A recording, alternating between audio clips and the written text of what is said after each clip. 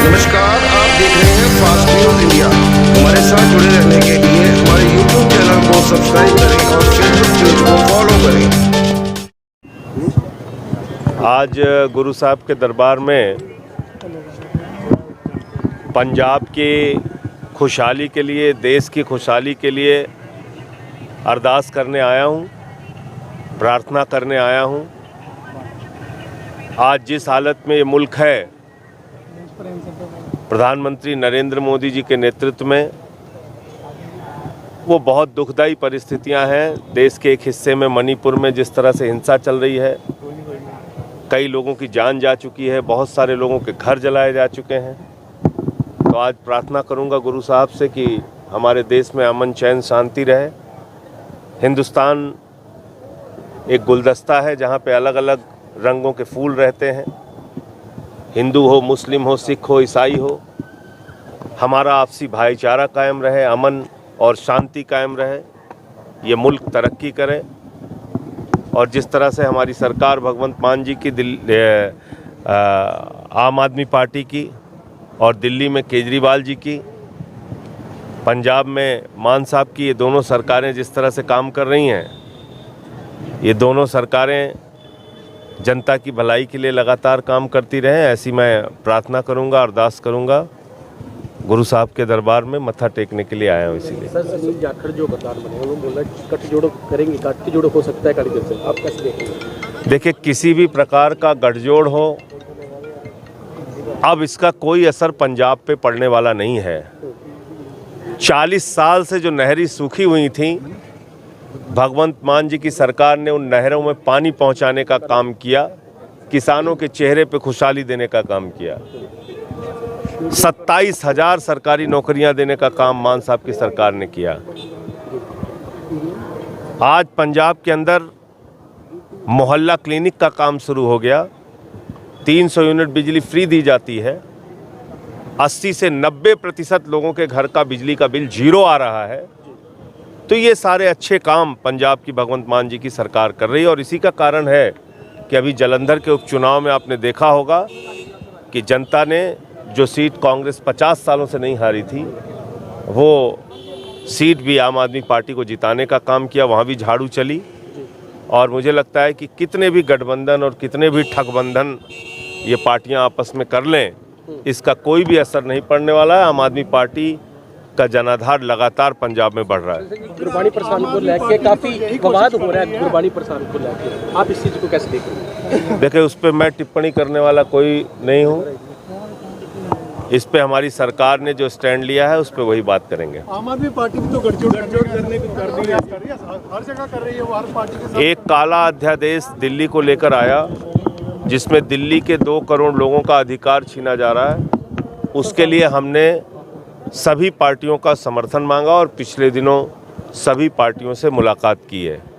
और उसमें, क्योंकि ये देश के फेडरल स्ट्रक्चर का मामला है, देश के लोकतंत्र का मामला है, और ऐसे मसलों पर जो पार्टियां संसद के अंदर हैं, उनसे तो बात करनी पड़ेगी।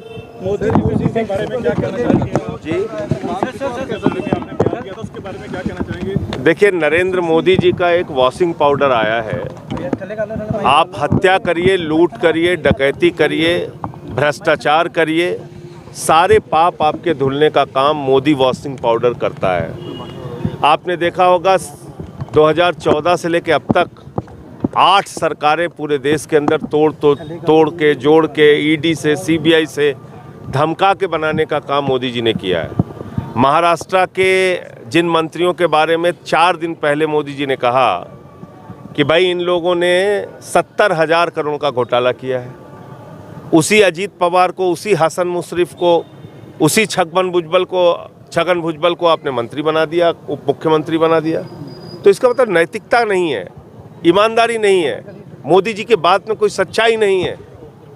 उनका एक वॉशिंग पाउडर है, मोदी वॉशिंग पाउडर, जिससे सारे पाप धुल जाते हैं। तो इसलिए उन्होंने जो घड़ी डिटर्जेंट पाउडर का जो नारा था, उसको चुरा लिया है मोदी जी ने। वो कह रहे हैं सारे दाग चुटकियों में धुले, पहले इस्तेमाल करें फिर विश्वास करें, मोदी वॉशिंग पाउडर। को लेकर के माइनॉरिटीज के मन में कुछ शंके हैं, कैसे आप देखते हैं? पंजाब के मुख्यमंत्री ने यूसीसी पे आम आदमी पार्टी की स्थिति बिल्कुल स्पष्ट की है और मैं फिर दोहरा देना चाहता हूँ, इस देश के अंदर विभिन्न धर्म संप्रदाय के लोग रहते हैं, उनसे बगैर बातचीत किए, उनकी बगैर सहमति के कोई कानून नहीं बनना चाहिए। ये आम आदमी पार्टी का बहुत स्पष्ट स्टैंड है। और दूसरी बात, प्रधानमंत्री जी से मैं पूछना चाहता हूँ, कौन सा यूसीसी ला रहे हो आप? हिंदू अनडिवाइडेड फैमिली का एक्ट है जिसमें हिंदू परिवारों को इनकम टैक्स में राहत मिलती है।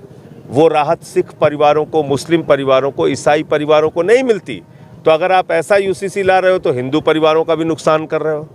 इस देश के अंदर सिख धर्म के लोगों के लिए आनंद मैरिज एक्ट है जिसमें अपने रीति रिवाज के मुताबिक, अपने धर्म के मुताबिक शादी विवाह का अधिकार सिख समुदाय के लोगों को है। आप कौन सा यूसीसी लाना चाहते हो, आनंद मैरिज एक्ट के साथ क्या करना चाहते हो, ये देश जानना चाहता है। इस देश में जैन मुनियों के लिए, जैन धर्म के लोगों के लिए उनको अल्पसंख्यक का दर्जा मिला है, बौद्धिस्टों को अल्पसंख्यक का दर्जा मिला है। और सबसे बड़ी बात, जो एक एक सिख, एक एक हिंदू, एक एक मुसलमान और ईसाई को उठानी चाहिए, इस देश के करोड़ों करोड़ आदिवासियों के अधिकार का क्या होगा? इस देश के करोड़ों आदिवासियों के जमीन के अधिकार का क्या होगा? 371 के तहत नॉर्थ ईस्ट के जिन 5 राज्यों को अधिकार मिला है, उनके अधिकारों का क्या होगा? तो यूसीसी आपको 9 साल तक याद नहीं आई? आपकी सरकार भांग खा के सो रही थी 9 साल तक। अभी अचानक जब 10 महीने सरकार के रह गए तो टमाटर पे जवाब ना देना पड़े, लहसुन पे जवाब ना देना पड़े, अदरक पे जवाब ना देना पड़े, पेट्रोल डीजल पे जवाब ना देना पड़े, गैस के सिलेंडर पे जवाब ना देना पड़े, आपको यूसीसी याद आ रहा है? बेरोजगारी याद नहीं आ रही है? किसान को उसके फसल का दाम 2 गुना करना याद नहीं आ रहा है? तो इसलिए ये यूसीसी असली मुद्दों से ध्यान भटकाने का मुद्दा है। हमारी पार्टी का बहुत साफ स्टैंड है, सबसे बात करो, सभी समुदायों को साथ लाओ, तब यूसीसी की बात करो। आदिमानव की बात की, बाथरूम बुलाते हुए कि एक वीडियो सामने आई है आदिमानव को, कैसे देखते हैं कि पंजाब में लगता है या देश में लगता है कि जो लॉ एंड ऑर्डर खत्म होता हुआ नजर? देखिए, इस बात को आप लोगों को समझना चाहिए। मैं बार बार कह रहा हूँ, आदिवासियों से, दलितों से, पिछड़ों से, समाज के वंचित तबके से भारतीय जनता पार्टी नफरत करती है। और ये बात एक नहीं, 1000 बार मैं बोल चुका हूँ। इनके मन में घृणा है आदिवासियों और दलितों के प्रति। जो दृश्य, जो तस्वीर, जो वीडियो सामने आया मध्य प्रदेश से, एक आदिवासी युवक पे भारतीय जनता पार्टी का नेता पेशाब कर रहा है, यही सोच है बीजेपी की, यही मानसिकता है बीजेपी की। इनको मैं भारतीय झगड़ा पार्टी कहता हूँ। हिंदू को मुसलमान से लड़ाओ, हिंदू को सिख से लड़ाओ, हिंदू को ईसाई से लड़ाओ, हिंदू को हिंदू से लड़ाओ, जाट को गैर जाट से लड़ाओ, मराठा को गैर मराठा से लड़ाओ, पहलवान को पुलिस के जवान से लड़ाओ, किसान को पुलिस के जवान से लड़ाओ, मणिपुर में 2 आदिवासी समुदायों को लड़ाओ। तो ये भारतीय झगड़ा पार्टी है। जब तक ये पार्टी रहेगी, इस देश के अंदर शांति नहीं रह सकती। जो है आदिवासी उसको क्या लगता है? अरे द्रौपदी मुर्मू जी के साथ क्या किया आपको पता नहीं है? देश की संसद, जिसके बारे में कहा गया है कि संसद का मतलब लोकसभा, राज्यसभा और महामहिम राष्ट्रपति, संसद के उद्घाटन के मौके पर द्रौपदी मुर्मू को नहीं बुलाया गया। अभी जगन्नाथ मंदिर के दर्शन करने के लिए बीजेपी के नेता गए, उनको अंदर बुलाया गया। एक आदिवासी देश की महामहिम राष्ट्रपति महिला श्रीमती द्रौपदी मुर्मू को नहीं बुलाया गया गर्भगृह में, मंदिर के अंदर। आप सोच सकते हैं किस तरह से भेदभाव किया जाता है।